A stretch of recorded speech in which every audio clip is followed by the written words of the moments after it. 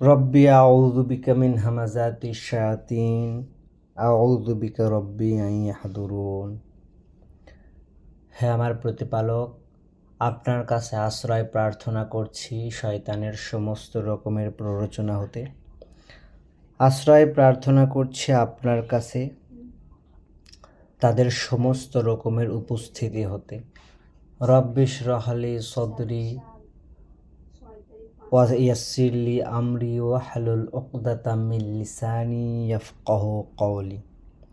রব্বি ইশরাহ লি সদরি, প্রতিপালক আমার বক্ষকে উন্মুক্ত করে দিন, আমার বোধকে খুলে দিন। ওয়া ইয়াসসির লি আমরি, আর আমার কর্মে দিন সহজতা। ওয়াহলুল উকদাতাম মিন লিসানি, আর দূরীভূত করুন জড়তা, আমার কণ্ঠের জড়তা। ইয়াফকাহুনা কওলি, যেন তারা আমার কথা বুঝতে পারে। বিসমি আল্লাহ, পরিচয় প্রতিপালকের, আর রহমান আর রহিম, যিনি পরম করুণাময় অসীম দয়ালু। আজকে আমরা একটি বিধান সম্পর্কে জানতে যাচ্ছি ইনশাআল্লাহ। বিধানটি হচ্ছে সম্পদের বন্টন নীতিমালা।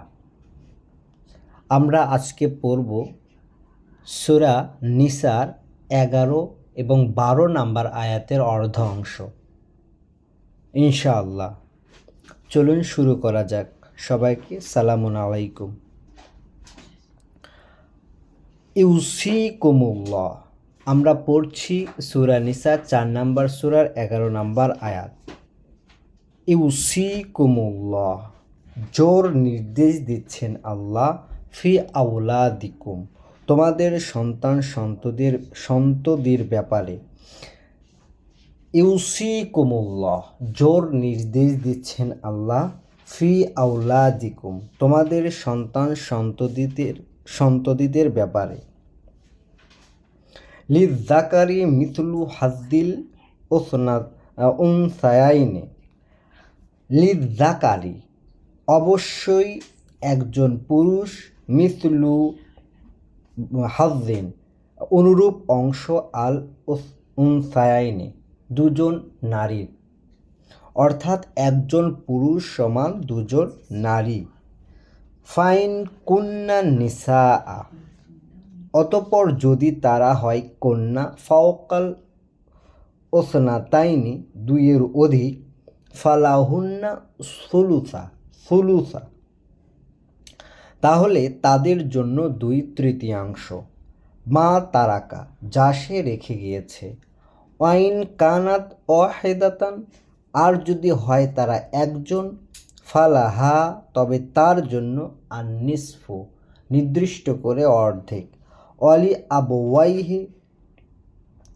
আবাওয়াইহি, এবং তার বাবা মার জন্য, বাবা মা আর তার বাবা মা, লিকুল্লি ওয়াহিদিম মিনহুমা, তাদের প্রত্যেকের জন্য, আসুদুসু, 1/6 অংশ, মিম্মা তারাকা, তা হতে যা সে রেখে গিয়েছে বা ছেড়ে গিয়েছে, পরিত্যাগ করে গিয়েছে।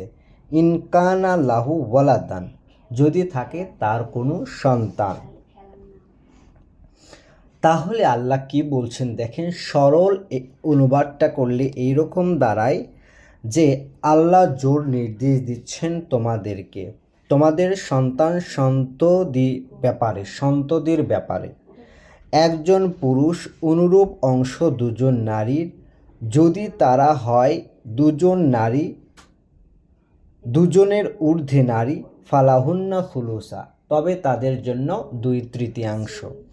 আর যদি হয় সে একজন নারী বা একজন কন্যা, তাহলে তার জন্য অর্ধেক, আর নিসফন।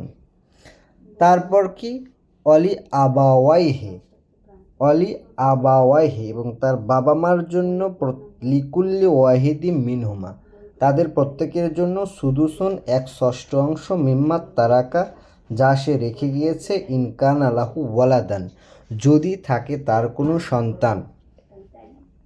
তাহলে কন্ডিশন নাম্বার 1, আমি মারা গিয়েছি, আমার সন্তান আছে এবং আমার বাবা মা আছে, মানে বাবা মা বেঁচে আছে কিন্তু আমি মারা গিয়েছি, তখন কি হবে সেই বিধানটা আল্লাহ বর্ণনা করছেন। যে সেখানে একাধিক সন্তান সন্ততি যদি থাকে, তাদের মধ্যে যদি একাধিক ভাই বোন থাকে অর্থাৎ পুরুষ নারী থাকে, তাহলে একজন পুরুষ অনুরূপ দুইজন নারী। আর যদি সেখানে দুইয়ের অধিক নারী থাকে বা কন্যা থাকে, যেমন আমি মারা গিয়েছি, আমার 3টা কন্যা আছে, তাহলে তারা পাবে 2/3 এবং আবার আমার বাবা মা পাবে। তাহলে বাবা মা বেঁচে আছে, সন্তান সন্ততি আছে, কিন্তু সন্তান সন্ততি আছে, সেই সময়ের কেস বর্ণনা করা হচ্ছে। তারপর কি? তারপর বাবা মা প্রত্যেকে পাবে হচ্ছে 1/6 করে।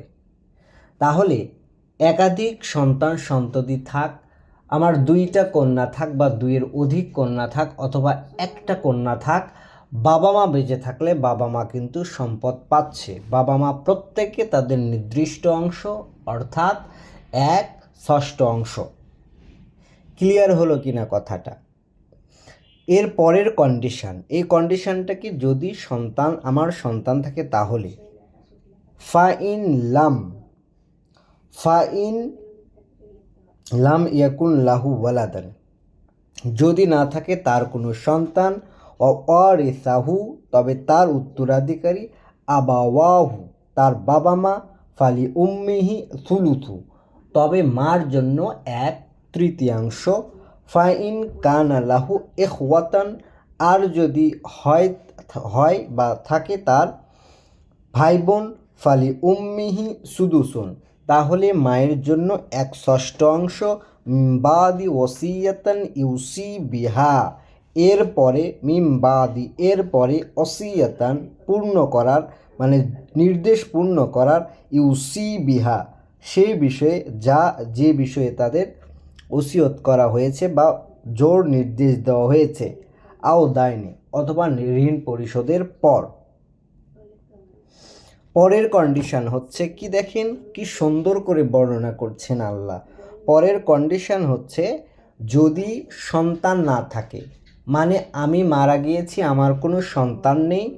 প্রথম কেসটা হচ্ছে আমার সন্তান নেই কিন্তু বাবা মা আছে শুধু। দ্বিতীয় কেসটা হচ্ছে আমার সন্তান নেই, বাবা মাও আছে, ভাই বোনও আছে। তাহলে প্রথম ক্ষেত্রে আমি মারা গিয়েছি, আমার সন্তান নেই, ভাই বোনও নেই, তাহলে আমার সম্পদের উত্তরাধিকারী হবে সরাসরি আমার বাবা মা, এবং মার জন্য তখন হবে 1/3, বাকিটা পাবেন বাবা। আর যদি এমন হয় আমি মারা গিয়েছি আর আমার সন্তান সন্ততি নেই এবং আমার বাবা মা আছে এবং ভাই বোন আছে, তাহলে মা তখন পাবেন 1/6। বাবার ভাগ কমবে না, বাবারটা যেমন আছে তেমনই থাকবে। মা যে আগে 1/3 পেত, সেখান থেকে এসে পাবে 1/6, বাকি 1/6 পাবে সব ভাই বোন মিলে। এটা কখন? মিম বাদি ওসিয়াতান ইউসি বিহা, এরপরে ওসিয়ত পূর্ণ করার, ইউসি বিহা যে সম্পর্কে ওসিয়ত করা হয়েছে বা জোর নির্দেশ দেওয়া হয়েছে, আও দায়নি, অথবা ঋণ পরিশোধের। আবাউকুম, তোমাদের ঊর্ধ্বতনরা অর্থাৎ বাবা মারা, ও আবনাউকুম, এবং তোমাদের অধস্তন অর্থাৎ তোমাদের সন্তান সন্ততিরা, লা তাদরুনা আইয়ুহুমুল আকরাবু, তোমরা জানো না আইয়ুহুমুল আকরাবু লাকুম নাফআন, তাদের মধ্যে কে নিকটতর তোমাদের জন্য উপকারে। যখন আল্লাহ এই বন্টনটা করছেন, অনেকেই চিন্তা করতে পারেন যে বাবা মা বয়স হয়ে গেছে, তাদের আবার সম্পদের দরকার কিসের? কিন্তু আল্লাহ বলছেন তোমরা জানো না যে তোমাদের বাবা মা অথবা তোমাদের সন্তান সন্ততি কে তোমাদের উপকারে আসবে, জানো না। ফারিদাতুম মিনাল্লাহ, অত্যাবশ্যকীয় এইটা আল্লাহর পক্ষ থেকে। ইন্নাল্লাহা, কার্যত আল্লাহ, কানা আলিমান হাকিমা, হলেন সর্বজ্ঞ এবং প্রজ্ঞাময়।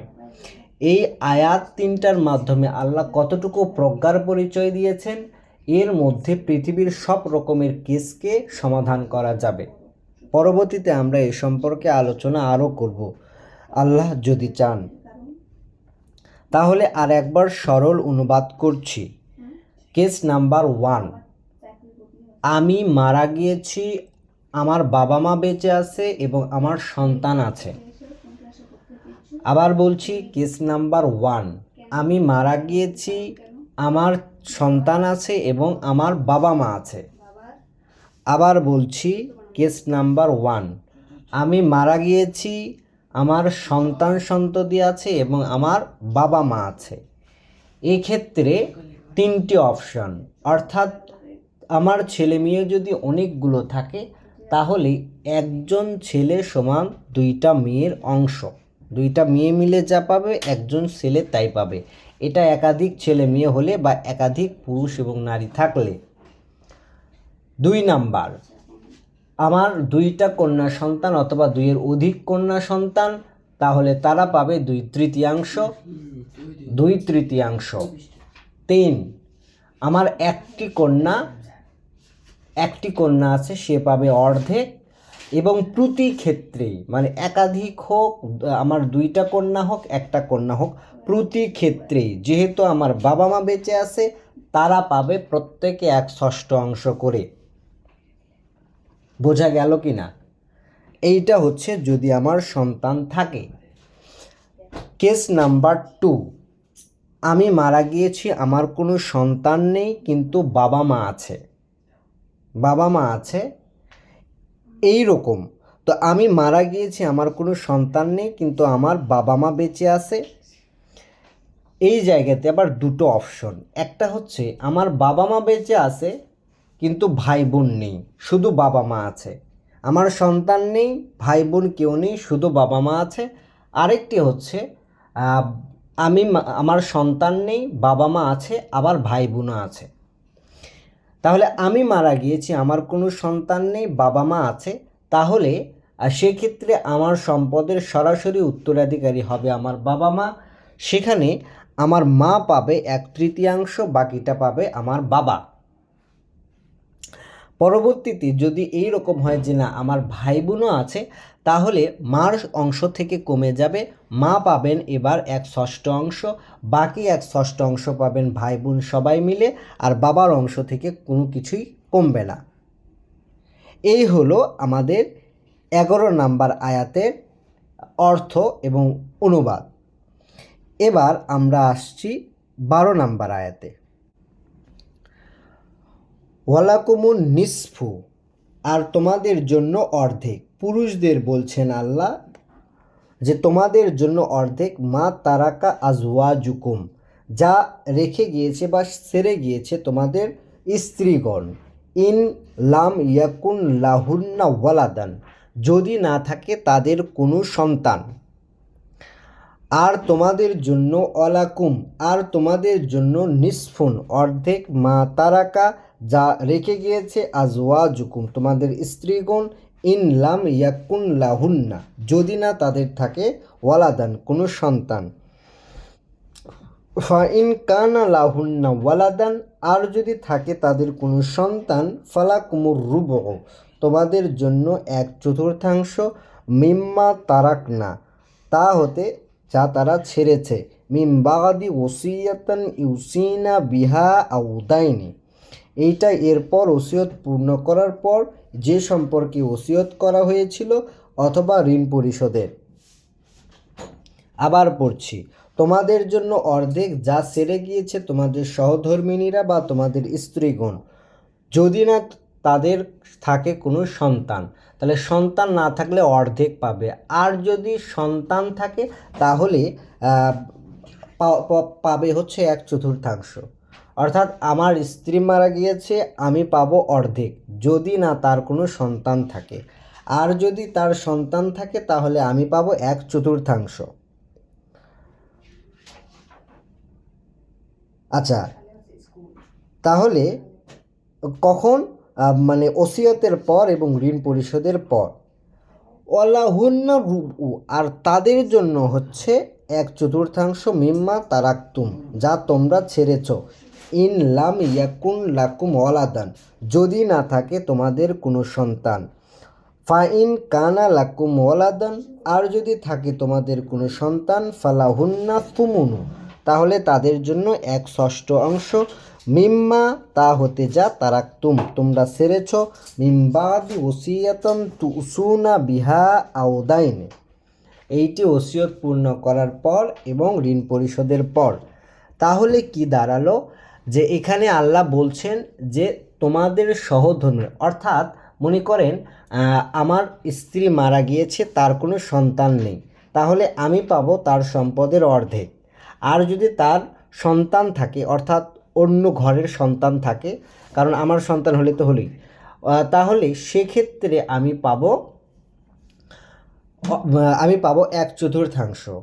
আর আমি যদি মারা যাই তাহলে আমার স্ত্রী পাবে 1/4 যদি আমার কোনো সন্তান না থাকে।